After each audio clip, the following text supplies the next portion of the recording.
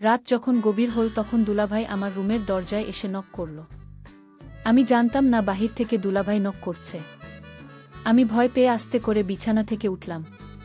তারপর রুমের দরজার কাছে গেলাম। রুমের দরজার কাছে গিয়ে দরজা খুললাম। তারপর দেখলাম দুলাভাই। আমি দুলাভাইকে জিজ্ঞেস করলাম, এত রাতে আপনি আমার রুমে কিসের জন্য? দুলাভাই বলল, তুই এখন কোনো কথা বলবি না, চুপচাপ শুয়ে পড়ো। দুলাভাই এই কথা বলে আমার ওড়না সরিয়ে দিয়ে যা করেছিল তা শুনলে তোমরা ঠিক থাকতে পারবে না। তাহলে আসল ঘটনাটা শুরু করি। আমার নাম কল্পনা, থাকি ময়মনসিংহ শহরে। একদিন এক বান্ধবী নাম সবিতা বলে আমি আগামী ছুটিতে বড় আপার বাসায় যাব। তুই যাবি আমার সাথে। কল্পনা এখন কোথায় থাকে তা বলি না, আগে কিভাবে বলি যাব কি না। ও হ্যাঁ, এই দেখ, আসল কথাই বলা হয়নি। সোমবরা এখন চট্টগ্রাম থাকে। যাবি? হ্যাঁ, যেতে পারি যদি মাকে রাজি করাতে পারিস। ঠিক আছে, সে ভার আমার। সত্যি কলেজ বন্ধ হবার পর বাসায় ফিরে এলাম। বিকেলে সবিতা এসে হাজির। মায়ের কাছে বসে অনেকক্ষণ ভূমিকা করে আসল কথা বল খালাম্মা। আমি পরশুদিন চট্টগ্রাম যাব। বরাবর বাসায় কল্পনাকে আমার সাথে যেতে দিবেন না। কল্পনা কিভাবে যাবে? আমি রাজি হলেও ওর বাবা দিবে না। তাছাড়া তুমি কার সাথে যাবে? কেন, দাদা নিয়ে যাবে। আমি কয়েকদিন থাকব। দাদা আমাকে রেখে চলে আসবে, আবার বল আপার সাথে আমরা ফিরব। কয়দিন থাকবে? বেশি না, মাত্র 1 সপ্তাহ। ও কল্পনা আসবে? হ্যাঁ, আপনি একটু বলেন খালুকে। আচ্ছা দেখি। শেষ পর্যন্ত বাবা রাজি হলেন। চট্টগ্রামে কল্পনা আবার বাসায় এসে পৌঁছে দেখি এলাহি কারবার, তার শ্বশুর শাশুড়িসহ আরও প্রায় 5-6 জন মেহমান এসেছে গতকাল। খাওয়া দাওয়ার পর এখন চিন্তা সভা হবে কোথায়।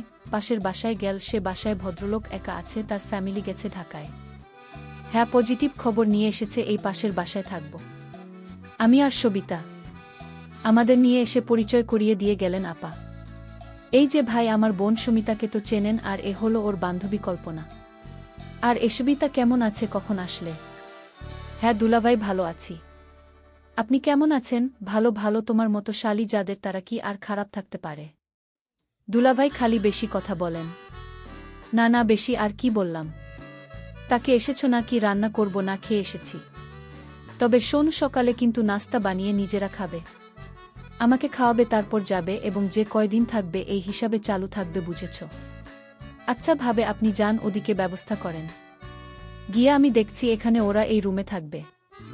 আমি দেখিয়ে দিচ্ছি, আছো তোমরা আমার সাথে।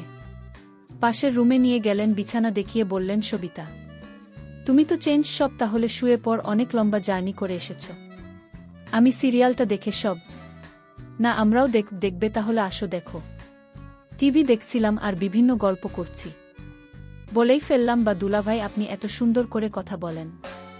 সবিতা আগে আপনার কথা কিছু বলেনি নাকি? আর কথা বলায় তো এমনি আর কি। আচ্ছা তোমরা চা খাবে? লম্বা জার্নি করেছ, ভালো লাগবে। কে বানাবে? আপনি বানাবেন? মাথা খারাপ? দুইটা শালি ঘরে থাকতে কোনো বোকা চা বানিয়ে খায় বল? সবিতা বলল, না দুলাভাই, আমি বানিয়েছি, আপনি বসেন। আমি সবিতা এর সাথে রান্নাঘরে গেলাম। চায়ের কাপ এনে দুলাভাই এর হাতে দিলাম। উনি খুব খুশি হলেন। কি ব্যাপার তোমাদেরটা? না, এখন চা খেলে ঘুম হবে না, আপনার জন্যই বানালাম। দেখি কান, তোমরা খাবে না জানলে আমি বাদ দিতাম। চা শেষ হবার সাথে সাথে সিরিয়াল শেষ। দুলাভাই, এখন শোনা যায়? হ্যাঁ, চল মশারি টানিয়ে নাও, রাতে ভয় পেলে আমাকে ডাকবে। আচ্ছা দুলাভাই। সবিতার মশারি টানানো হলে আমি ভিতরে ঢুকে জিজ্ঞেস করলাম, এই দুলাভাইয়ের কি বাচ্চা আছে? এক মেয়ে, কেন আফসোস হচ্ছে? চুপ করবি না, আপনাকে ডাকব। শুয়ে শুয়ে ভাবছিলাম, দুলাভাই বেশ আলাপি লোক, চেনা নেই জানা নেই, এইটুকু সময়ের মধ্যে কেমন আপন করে নিয়েছে। দেখতে সুন্দর অনেক। এবার সারা কি লাকি, যদিও তাকে দেখি নাই, তবু মনে হলো একটু হিংসা হচ্ছে। এমন পুরুষ মানুষ কয়েকজন নারীর ভাগ্যে জোটে। অথচ আপা যখন নিয়ে আসছিল ভাবছিলাম, কোথায় না কোথায় নিয়ে যাচ্ছে। কিরে কল্পনা, ঘুমাচ্ছিস না? না রে, ঘুম আসছে না। কি করব? ও বুঝেছি, দুলাভাইয়ের কথা ভাবছিস। ধুর, কি যে বলিস না তুই। বারে খারাপ বললাম কি? শুনি তোর যেমন পছন্দ। দুলাভাই একেবারে হুবহু তাই। যদি তার বইয়ের না থাকতো তাহলে আমি প্রস্তাব দিতাম। আচ্ছা রাত কত হয়েছে দেখেছিস? এখন ঘুমাবার চেষ্টা কর। পরের রাতে আবার এলাম, দেখি দুলাভাই টিভি দেখছে, সাইড টেবিলে চায়ের খালি কাপ। কি দুলাভাই, কি দেখছেন? আরে আসো আসো, বসো, বল কি খেদমত করতে পারি? না, আপনাকে খেদমত করতে হবে না। আপনার জন্য কি করব তাই বলেন। যা দরকার তা তোমরা পারবে না, কেন পারবে না বলেই দেখেন পারি কিনা চা বানাবো। তোমরা খাবে না তাহলে থাকবে কেন, এখনই আনছি। দেখ যদি পারো ভালোই হয়। সেই সন্ধ্যা থেকে ভীষণ মাথা ধরেছে। টিভিতে আমার প্রিয় একটা সিরিয়াল চলছিল, কিন্তু সবিতার ঘুম পাচ্ছিল বলেও ঘুমাতে চলে গেল। আমি কি করি ভেবে রয়ে গেলাম, দেখি যাই। যাকে দুলাভাই বললেন একটু কড়া করেছে বলে চাটা ভালো হয়েছে, দেখি যদি মাথা ছাড়ে। এ কি দুলাভাই, আপনার চোখ এমন লাল হয়ে আছে, কপালের পাশে রগ ফুলে গেছে কেন? ওই যে বলছি না মাথা ব্যথা, এটা আমাকে খুব কষ্ট দেয়। মালিশ করে দিব? না থাক, তুমি বেড়াতে এসেছ, আবার কি মনে করবে? কি যে বলেন দুলাভাই, কি মনে করব? আপনার কষ্ট হচ্ছে তো। আর তাছাড়া মাথা ব্যথা কমাতে মালিশের কোনো বিকল্প নেই। দুলাভাই আমি মালিশ করে দেই। আপনার কপালটা তাহলে ব্যথা কমে যাবে না। তুমি পারবে না, এই জন্যে আমার স্ত্রী আমাকে ছেড়ে সাধারণত কোথাও যায় না। এই যন্ত্রণাটা খুব খারাপ। আমি এতক্ষণ শুয়ে পড়তাম, তোমাদের জন্যে বসে রয়েছি। আজ সবই ঠিক আছে। এখন আপনি কোনো কথা না বলে চলেন, বিছানায় শুয়ে পড়েন। আমি আপনার মালিশ করে দেই। আমি ভালো মালিশ করতে পারি। মায়ের মাথায় ব্যথা আছে তো, তাই সবসময় মালিশ করতে হয়। কিন্তু সবিতা দেখলে কি বলবে? আরে অসুখ হলে সবাই মানুষকে সেবা করতে পারে, এই নিয়ে আপনাকে ভাবতে হবে না দুলাভাই। আরে ও ঘুমিয়ে পড়েছ, আপনি জানেন না ওর ঘুম মরার মতো। আর জানলেই বা কি আসে যায়, অসুস্থ মানুষের সেবা করতে হবে না। ও তাহলে চলুন। দুলাভাই উঠে তার শোবার ঘরে গেলাম। ছবিতাকে একনজর দেখে দুলাভাই এর পিছনে গেলাম। আপনারা বিশ্বাস করেন আমার অন্য কোনো উদ্দেশ্য ছিল না। লাইট জ্বালাতে চেষ্টা করল, কিন্তু লাইট কিছুতেই চলল না। এটা একটা আবার গেল, তাতেই জন্যে আমার টিউব লাইট একেবারে পছন্দ না। শেষ পর্যন্ত ডিম লাইট জ্বালাতে হলো। দুলাভাইকে আমি তার মাথায় মালিশ করে দিচ্ছিলাম।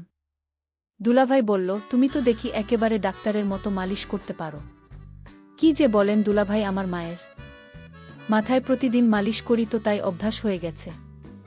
দুলাভাই বলল, তাই তো বলি, এত ভালো করে মালিশ করা কোথা থেকে শিখলেন? দুলাভাই আপনারা একটা কথা বলি, আপনি যদি বিয়ে না করতেন তাহলে আমি আপনাকে বিয়ে করে নিতাম, আপনাকে বিয়ের প্রস্তাব দিতাম। আমি তাকে জিজ্ঞেস করলাম, কেন? দুনিয়া এত মানুষ থাকতে আমার প্রতি নজর পড়ল কেন? দুলাভাই আপনার মতো মানুষ আমি কোনোদিন দেখিনি। আপনি যেমন সুন্দর তেমন আপনার কথাবার্তা। আপনি যাকে বিয়ে করেছেন সে তো ভাগ্যবতী। আরে তুমি যা মনে করছো তা না। তুমি হয়তো ভাবছো আমি বিয়ে করে অনেক ভালোই আছি, কিন্তু আমার মনের অবস্থা তুমি জান না। আমি আসলেই সংসার নিয়ে ভালো নেই। তোমার ভাবির আচার আচরণ তেমন একটা ভালো না। তোমার ভাবি আমার তেমন পছন্দ করে না। আমি বললাম, দুলাভাই আপনি কি বলেন? আপনার মতো একটা সুদর্শন মানুষকে ভাবি পছন্দ করে না? এটা কি করে হয়? আমার এই কথাটা বিশ্বাস হচ্ছে না দুলাভাই। তুমি যদি বিশ্বাস না করো তাহলে আমার করার কিছু নাই। আমি সত্যি বলছি, আমি আসলে তোমার ভাবিকে নিয়ে ভালো নেই। আচ্ছা দুলাভাই আজ ঘুমান, আমি আমার রুমে গিয়ে ঘুমাই। ঠিক আছে, কাল কথা হবে। আর আমি তো আছে, সবিতা যতদিন আছে আমি তাকে ডাক দিলাম। আর বললাম, শোন, তুমি যে আমার মাথা ব্যথা দূর করেছ তাই তোমাকে অসংখ্য ধন্যবাদ। আরে দুলাভাই আপনি আমাকে ধন্যবাদ দিয়ে ছোট করবেন না, কারণ আমি তো রোগী মানুষের সেবা করেছি। সমস্যা নাই, কাল আবার কথা হবে। তাহলে আমি এখন যাই। আচ্ছা ঠিক আছে, যাও। পরের দিন রাতে আমি আমার স্বামীকে বললাম, আজ আমার সাথে দেখা করাতে। আমি বললাম, ঠিক আছে দুলাভাই আপনি রুমে যান, আমি আসব। আমি আমার রুমে গেলাম। আজ আমার মাথা ব্যথা তেমন নাই। তারপর আমি ভাবলাম কল্পনাকে দিয়ে। আমি কল্পনা মানে আমার সালের জন্য অপেক্ষা করতে লাগলাম, কিন্তু কল্পনা আজ কিছুতেই আসছে না। আমি ভাবতে লাগলাম, আজ কল্পনা আসলে আমি তার কাছে থেকে আমার মনের চাওয়াটা পূর্ণ করে নেব। আমি ভাবতে লাগলাম কিভাবে কি করা যায়। কল্পনা কি আমার কথায় রাজি হবে নাকি অন্য কাউকে বলে দিবে? কারণ আমার খুব ভয় হচ্ছে, যদি আমার স্ত্রী কিছু জানে তাহলে আমার এক দুইটা যাবে। আর তাই যা করতে হবে খুব ভেবে চিন্তে করতে হবে। আমি কল্পনাকে আস্তে করে ডাক দিলাম, কল্পনা এদিকে আসো, তোমার সাথে জরুরি কথা ছিল। আমি বললাম, দুলাভাই আসছি। আমি দুলাভাইয়ের ডাক শুনে তার রুমে গেলাম। আমি বললাম, দুলাভাই চা করে দিব। দুলাভাই বলল, তোমার হাতের চা খেলে আমার মাথা ব্যথা ভালো হয়ে যায়। তাই নাকি দুলাভাই? তুমি এমন ভাব করছো মনে হয় কিছুই তুমি জান না। দুলাভাই আমি সব জানি, এমনি আপনার সাথে মশকরা করছিলাম। আরে তুমি আমার সাথে মশকরা করো, কিন্তু আমার মনের ভিতর তখন শান্তি নাই। দুলাভাই আপনি চাইলে আপনি মনে শান্তি পেতে পারেন। আমি বললাম কিভাবে পাপ, তোমার ভাবি যে অহংকারী মানুষ, তার কাছ থেকে ভালো কিছু পাওয়া সম্ভব না। এরই মধ্যে আমার স্ত্রী বাসায় হাজির। তুমি চলে আসো, তুমি না বলেছিলে আরও 2 দিন তোমার বাপের বাড়িতে থাকবে? আরে আমি এতদিন থাকলে তোমার কষ্ট হতে পারে, আর তাই ভাবলাম চলে যায়। আমি ভাবি ব্যবহার তো খারাপ দেখলাম না। ভাবি বল, এই 2 দিন তুমি কেমন আছো, কি করছো, ঠিকমতো খাওয়া দাওয়া করছো কি না, তা নিয়ে আমি মহা দুশ্চিন্তায় ছিলাম। আর তাই তো কোনো কিছু না ভেবে চলে আসলাম।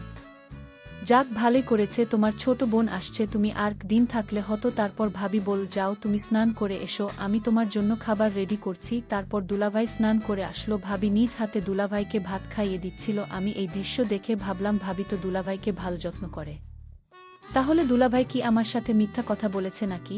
আর দুলাভাই আমার সাথে মিথ্যা কথা বলবে কেন? এখন আমি বুঝতে পারলাম দুলাভাই আমায় মিথ্যা বলে আমার কাছ থেকে কিছু আদায় করতে চাইছিল। যাই হোক, দুলাভাইয়ের নকল বুঝতে আর আমার বাকি রইল না। আমি রাতে আমার রুমে খাওয়া দাওয়া শেষ করে সবাই ঘুমাতে গেলাম। তারপর রাত যখন গভীর হল তখন আমার রুমের দরজায় কারণও পেলাম।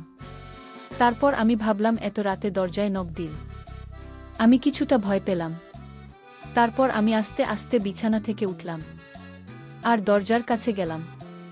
তারপর মনের সাহস নিয়ে রুমের দরজাটা খুলে দিল মা। তারপর যাকে দেখলাম সে আর কেউ না, সে আমার দুলাভাই। আমি দুলাভাইকে বললাম, আপনি এত রাতে আমার রুমে কিসের জন্য? দুলাভাই বল, এই দিন তোমায় বলেছিলাম যে আমার কপালে সুখ নেই, আমার মাথা প্রচণ্ড ব্যথা করছে, অথচ তোমার ভাবিকে বললাম আমার মাথা ব্যথা করছে, একটু মালিশ করে দাও। সে রাগ দেখিয়ে বল, আমি পারব না, মাথা ব্যথা করলে ট্যাবলেট খাও। কিন্তু ট্যাবলেটে তো আমার মাথা ব্যথা সারে না। তোমার ভাবে আচার ব্যবহার আমার কাছে কিছু ভাল লাগে না। আমি দুলাভাইকে বললাম, তাহলে এখন আমি আপনার জন্য কি করতে পারি দুলাভাই? উনি বলল, তুমি তো ভালো মালিশ করতে পারো। তাই বলছিলাম, আমার মাথায় প্রচুর ব্যথা করছে, তুমি আমার মাথায় মালিশ করে দিলে ব্যথাটা কমে যাবে। তুমি যদি আমাকে একটু সাহায্য করো, তখন কল্পনা বল করে দিতে পারি, তবে একটা শর্তে দুলাভাই। আমি কল্পনাকে বললাম, কিশোর তো তোমার, আমি তোমার সকল কথায় রাজি আছি। দুলাভাই আপনি অদ্ভুত মানুষ, আগে আমার শর্তটা তো শুনবেন, তারপর আপনার কথা রাখব। দুলাভাই তখন বলল, কি শর্ত শুনি বলো। আমি বললাম, দুলাভাই আপনি ভাবির সাথে রাতে যা করেন, আমিও আপনার কাছ থেকে তা পেতে চাই। আমি কল্পনার কথা শুনে অনেকে অবাক হলাম, আমার অনেক খুশি হলাম মনে মনে। আমি বললাম, ও এই কথা ঠিক আছে, আমি তোমার কথায় রাজি। তারপর আমি কল্পনাকে বললাম, কখন তোমার কথা রাখতে হবে? আমি বললাম, এই মুহূর্তে এবং এখনই। তারপর দুলাভাই বলল, তাহলে শুয়ে পড়ো। আমি বিছানায় শুয়ে পড়লাম। তারপর দুলাভাই আমার বিছানায় এসে বসো, আর আমার ওড়না সরিয়ে দিয়ে যা করেছিল তা আমি তোমাদের পরের পার্টের বলবো। আজকেই পর্যন্ত, সবাই ভালো থাকবেন। প্রিয় বন্ধুরা, গল্পটি ভালো লাগলে অবশ্যই কমেন্ট করে জানাবেন। আর নিয়মিত এমন আলাদা স্বাদের গল্প শুনতে ভিডিওটিতে লাইক এবং চ্যানেলটিকে সাবস্ক্রাইব করে সাথেই থাকুন। আর হ্যাঁ, নোটিফিকেশন বেলটি অল করে রাখবেন, যাতে পরবর্তী গল্প সবার প্রথমে আপনাদের কাছে পৌঁছে যায়। ধন্যবাদ বন্ধুরা, ধন্যবাদ সবাইকে।